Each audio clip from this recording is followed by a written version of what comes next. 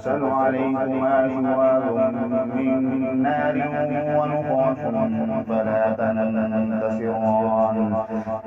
ونحاس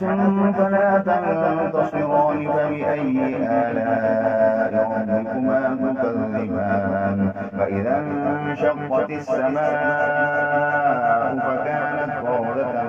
كالدهان فبأي آلاء ربكما تكذبان ويومئذ لا يسأل عن ذنبه إنس ولا جان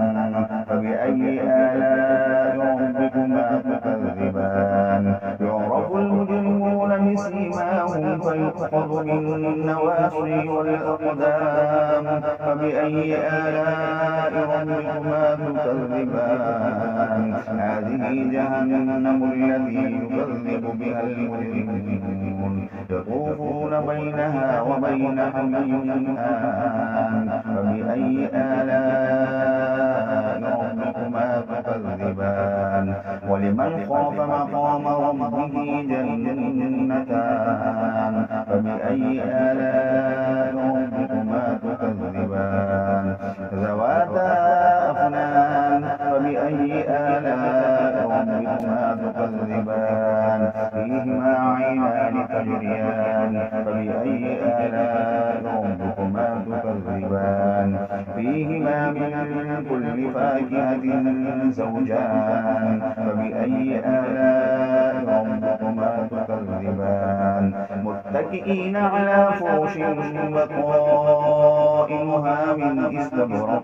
وجنى الجنتين دان فبأي آلاء ربكما تكذبان فيهن قاصرات الطرف لم يطمثهن إنس قبلهم ولا جان فبأي آلاء ربكما تكذبان كأنهن الياقوت والمرجان فبأي آلاء ربكما تكذبان هل جزاء الإحسان إلا الإحسان فبأي آلاء ربكما تكذبان ومن دونهما جنتان فبأي آلاء ربكما تكذبان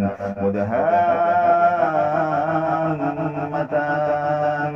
فبأي آلاء ربكما تكذبان فيهما عينان نضاختان فبأي آلاء ربكما تكذبان فيهما فاكهة ونخل ورمان فبأي آلاء ربكما تكذبان فيهن خيرات حسان فبأي آلاء ربكما تكذبان حور مقصورات في الخيام فبأي آلاء ربكما تكذبان لم يطمثهن إنس قبلهم ولا جان فبأي آلاء ربكما تكذبان متكئين على رفرف خضر وعبقري حسان فبأي آلاء ربكما تكذبان تبارك اسم ربك ذو الجلال والإكرام صدق الله العظيم। मेरे दोस्तों, ये सूरत रहमान है। अगर जिसको पढ़ना आता हो तो अल्लाह का शुक्र अदा करे, बहुत अच्छी बात है, खुशनसीबी की बात है।